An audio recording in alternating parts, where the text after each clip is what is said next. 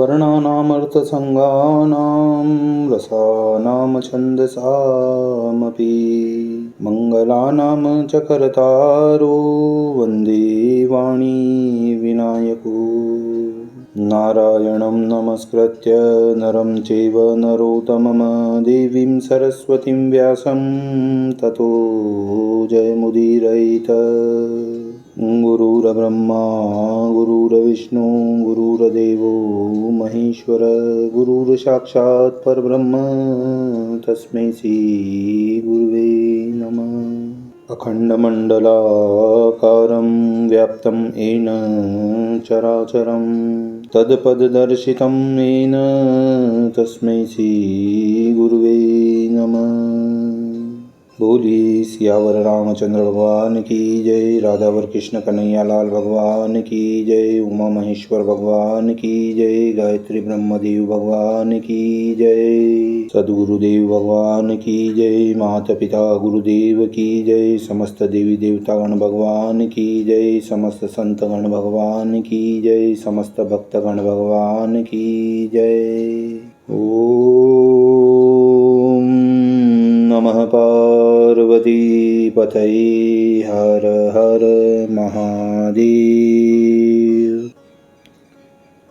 तो मित्रों और आप सभी श्री मार्कंडेय पुराण के रसिक जनों श्रोतागणों, अब तक हमने श्री मार्कंडेय पुराण के कथा को नियमित रूप से क्रमबद्ध रूप से श्रवण करते आ रहे हैं, कीर्तन करते आ रहे हैं, मनन करते आ रहे हैं, भजन करते आ रहे हैं। अब उसी क्रम में हम श्री मार्कंडेय पुराण के कथा को आगे की ओर अग्रसर करते हैं। आप सभी श्रेष्ठ श्रोतागण रसिक जन भगवान श्री राधा वल्लभ कृष्ण कन्हैया लाल के श्री चरणों में दृढ़ भक्ति रखते हुए कथा का श्रवण करें, कीर्तन करें, मनन करें, भजन करें। बोलिए श्री राधा व कृष्ण कन्हैया लाल भगवान की जय। तो कहते हैं, जीव के जन्म का वृतांत तथा महारौरव आदि नरकों का वर्णन उन पुत्र और पिता के मध्य में हो रहा है। तब वह पुत्र पुनः अपने पिता से कहता है कि हे पिताजी, मनुष्य स्त्री सहवास के समय गर्भ में जो वीर्य स्थापित करते हैं वह स्त्री के रज में मिल जाता है। नरक और अथवा स्वर्ग से निकल कर आया हुआ जीव उसी रज वीर्य का आश्रय लेता है। जीव से व्याप्त होने पर वे दोनों बीज स्त्री और पुरुष दोनों के रज और वीर्य स्थिर हो जाते हैं। फिर वे क्रमशः कलल, बुदबुदे एवं मांसपिंड के रूप में परिणित होते हैं। जैसे बीज से अंकुर उत्पन्न होता है उसी प्रकार उस मांसपिंडी से विभाग पूर्वक 5 अंग प्रकट होते हैं। फिर उन अंगों से उंगली, नेत्र, नासिका, मुख, कान आदि प्रकट होते हैं। इसी प्रकार उंगली आदि से नख आदि की उत्पत्ति होती है। फिर त्वचा में रोम और मस्तक पर बाल उग आते हैं। जीव के शरीर की वृद्धि के साथ ही स्त्री का गर्भकोश भी बढ़ता है। जैसे नारियल का फल अपने आवरण कोश के साथ ही बढ़ता है, उसी प्रकार गर्भस्थ शिशु भी गर्भकोश के साथ ही वृद्धि को प्राप्त होता है। उसका मुख नीचे की ओर होता है। दोनों हाथों को घुटनों और पसलियों के बीच में रखकर वह बढ़ता रहता है। हाथ के दोनों अंगूठे दोनों घुटनों के ऊपर होते हैं और उंगलियां उनके अग्रभाग में रहती है। उन घुटनों के पृष्ठभाग में दोनों आंखें रहती हैं और नासिका उनके मध्य भाग में होती है। दोनों एड़ियों पर टिके हुए होते हैं। दोनों बाहें और पिंडलियां बाहरी किनारे पर रहती हैं। इसी स्थिति में स्त्री के गर्भ में रहने वाला जीव क्रमशः वृद्धि को प्राप्त होता है। गर्भस्थ शिशु की नाभि में एक नाल बंधी हुई होती है जिसे आप्यायनी नाड़ी कहते हैं। इसी प्रकार वह नाल स्त्री की आंत के छिद्र में भी जुड़ी हुई होती हैं। स्त्री जो कुछ खाती पीती हैं वह उस नाड़ी के ही मार्ग से गर्भस्थ शिशु के भी उदर में पहुंचता है। उसी से शरीर का उसका पोषण होता है और पोषण होते रहने से भी जीव क्रमशः वृद्धि को प्राप्त होता है। उस गर्भ में उसे अनेक जन्मों की बातें याद आती हैं, जिससे व्यथित होकर वह इधर उधर फिरता है और निर्वेद खेद को प्राप्त हो जाता है। अपने मन में सोचता है, अब इस उदर में छुटकारा पाने पर फिर ऐसा कार्य अब मैं नहीं करूँगा, बल्कि इस बात के लिए चेष्टा करूँगा कि मुझे फिर गर्भ के भीतर न आना पड़े। सैकड़ों जन्मों के दुखों का स्मरण करके वह जीव इसी प्रकार चिंता करता रहता है। देव की प्रेरणा से पूर्व जन्मों में उसने जो जो कलेश भोगे होते हैं, वे सब उसे वहाँ पर याद आ जाते हैं। तत्पश्चात काल क्रम से वह अधोमुख जीव जब 9वें या 10वें महीने का हो जाता है, तब उसका जन्म हो जाता है।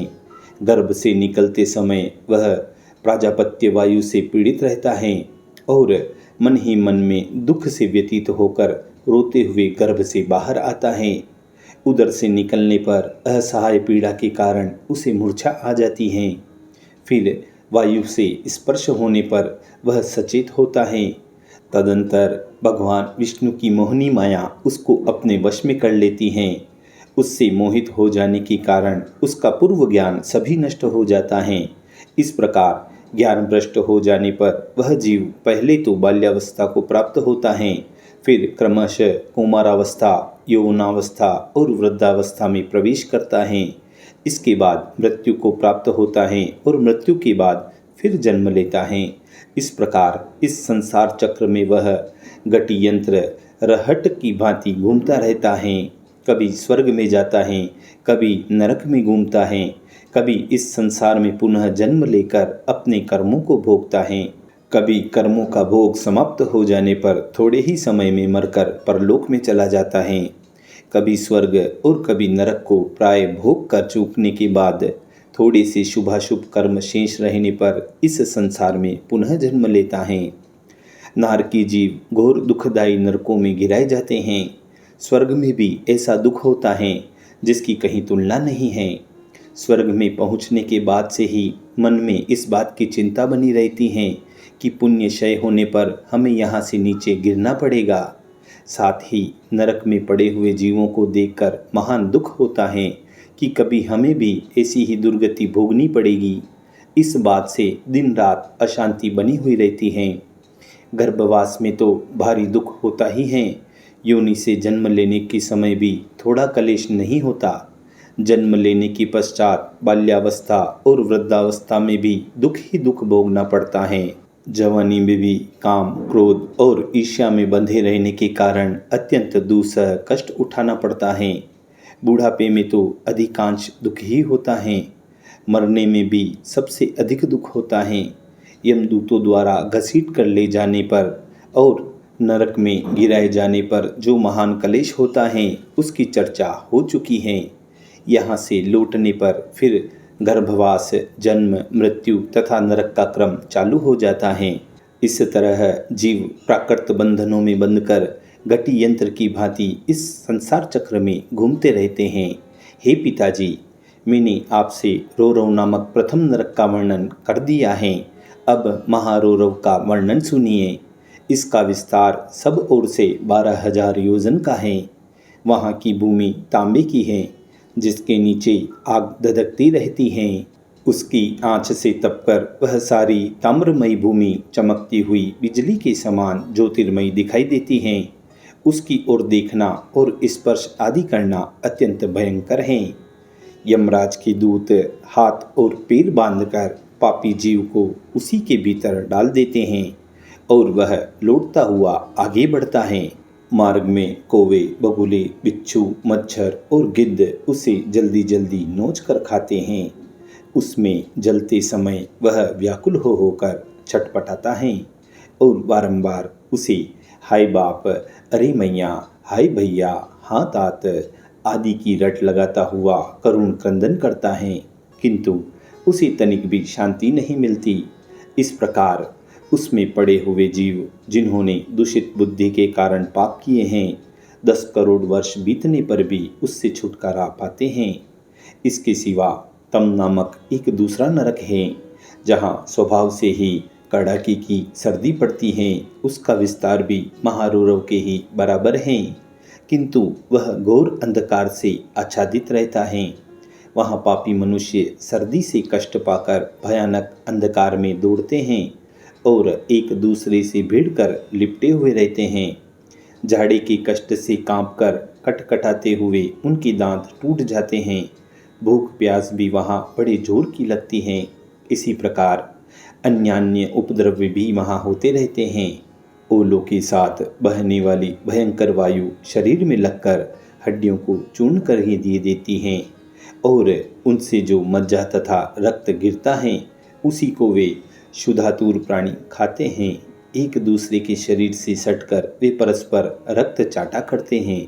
इस प्रकार जब तक पापों का भोग समाप्त नहीं हो जाता तब तक वहाँ भी मनुष्यों को अंधकार के महान कष्ट भोगना पड़ता है। इससे भिन्न एक निकृंतन नामक नरक है जो सब नरकों में प्रधान है। उसमें कुमार की चाक के समान बहुत से चक्र निरंतर घुमा रहते हैं। यमराज के दूत पापी जीवों को उन चक्रों पर चढ़ा देते हैं और अपनी उंगलियों के काल सूत्र लेकर उसी के द्वारा उनके पैर से लेकर मस्तक तक प्रत्येक अंग काटा करते हैं। फिर भी उन पापियों के प्राण नहीं निकलते। उनके शरीर के सैकड़ों टुकड़े हो जाते हैं किंतु फिर वे जुड़कर एक हो जाते हैं। इस प्रकार पापी जीव हजारों वर्षों तक वहाँ काटे जाते हैं। यह यातना उन्हें तब तक दी जाती है जब तक कि उनके सारे पापों का नाश नहीं हो जाता। अब अप्रतिष्ठ नामक नरक का वर्णन सुनिए, जिसमें पड़े हुए जीवों को असहाय दुख का अनुभव करना पड़ता है। वहाँ भी वे ही कुलाल चक्र होते हैं, साथ ही दूसरी ओर घटी यंत्र भी बने हुए होते हैं जो पापी मनुष्यों को दुख पहुँचाने के लिए बनाए गए हैं। वहाँ कुछ समय मनुष्य उन चक्रों पर चढ़ाकर घुमाए जाते हैं। हजारों वर्षों तक उन्हें बीच में विश्राम नहीं मिलता। इसी प्रकार दूसरे पापी घटी यंत्रों में बांध दिए जाते हैं। ठीक उसी तरह जैसे रहट में छोटे छोटे घड़े बंधे होते हैं, वहाँ बंधे हुए मनुष्य उन यंत्रों के साथ में जब घूमने लगते हैं तो बारंबार रक्त वमन करते हैं। उनके मुख से लार गिरती है और नेत्रों से अश्रु झरते रहते हैं। उस समय उन्हें इतना दुख होता है जो जीव मात्र के लिए असहाय होता है। अब असीपत्र वन नामक अन्य नरक का वर्णन सुनिए, जहाँ 1000 योजन तक की भूमि प्रज्वलित अग्नि से आच्छादित रहती है तथा ऊपर से सूर्य की अत्यंत भयंकर एवं प्रचंड किरणें ताप देती हैं, जिससे उस नरक में निवास करने वाले जीव सदा संतप्त होते रहते हैं। उसके बीच में एक बहुत सी सुंदर वन है जिसके पत्ते चिकने जान पड़ते हैं किंतु वे सभी पत्ते तलवार की तीखी धार के समान होते हैं। उस वन में बड़े बलवान कुत्ते भौंकते रहते हैं जो 10,000 की संख्या में सुशोभित होते हैं। उनके मुख और डाढ़ें बड़ी बड़ी होती हैं। वे व्याघ्रों के समान भयानक प्रतीत होते हैं। वहाँ की भूमि पर जो आग बिछी हुई होती हैं उससे जब दोनों पैर जलने लगते हैं तब वहाँ गए हुए पापी जीव हाय माता, हाय पिता आदि कहते हुए अत्यंत दुखित होकर कहराने लगते हैं। उस समय तीव्र पिपासा के कारण उन्हें बड़ी पीड़ा होती है। फिर अपने सामने शीतल छाया से युक्त असीपत्र वन को देखकर वे प्राणी विश्राम की इच्छा से उन पत्तों के पास जाते हैं। उनके वहां पहुंचने पर बड़े जोर की हवा चलती है जिससे उनके ऊपर तलवार के समान तीखे पत्ते गिरने लगते हैं। उनसे आहत होकर वे पृथ्वी पर जलते हुए अंगारों के ढेर में गिर पड़ते हैं। वह आग अपनी लपटों से सर्वत्र व्याप्त होकर संपूर्ण भूतल को चाटती हुई सी जान पड़ती हैं। इसी समय अत्यंत भयानक कुत्ते वहां तुरंत ही दौड़ते हुए आते हैं और रोते हुए पापियों के सब अंगों को टुकड़े टुकड़े कर डालते हैं। हे पिताजी, इस प्रकार मैंने आपसे यह असीपत्र वन नरक का वर्णन किया है। अब इससे भी अत्यंत भयंकर तप्त कुंभ नामक जो नरक है उसका हाल सुनिए। वहाँ चारों ओर आग की लपटों से गिरे हुए बहुत से लोहे के घड़े मौजूद होते हैं जो खूब तपे हुए होते हैं। उन्हीं में किन्हीं किन्हीं में तो प्रज्वलित अग्नि की आंच से गर्म खोलता हुआ तेल भरा हुआ रहता है और किन्हीं में तपाए हुए लोहे का चूर्ण होता है। यमराज के दूत पापी मनुष्यों को उनका मुंह नीचे करके उन्हीं गढ़ों में डाल देते हैं। वहाँ पड़ते ही उनके शरीर टूट फूट जाते हैं। शरीर की मज्जा का भाग गलकर पानी हो जाता है। कपाल और नेत्रों की हड्डियाँ चटक चटक कर फूटने लगती हैं। भयानक गृध्र उनके अंगों को नोच नोच कर टुकड़े टुकड़े कर देते हैं और फिर उन टुकड़ों को उन्हीं घटों में डाल देते हैं। वहाँ वे सभी टुकड़े सीज कर तेल में मिल जाते हैं। मस्तक, शरीर, स्नायु, मांस, त्वचा और हड्डियाँ सभी गल जाती हैं। तदंतर यमराज के दूत करछूल से उलट पुलट कर खोलते हुए तेल में उन पापियों को अच्छी तरह मथते हैं। हे पिताजी, इस प्रकार यह तप्त कुंभ नामक नरक की बात मैंने आपको विस्तार पूर्वक बतलाई है। इस प्रकार वह पुत्र अपने पिता से नरकों का वर्णन कर रहा है, अपने पूर्व जन्मों की बातें बता रहा है और इसी संवाद के साथ, नरक संवाद के साथ इस मार्कंडेय पुराण के 6ठे अध्याय की समाप्ति व पूर्णता होती है। बोलिए श्री कृष्ण कन्हैया लाल भगवान की जय।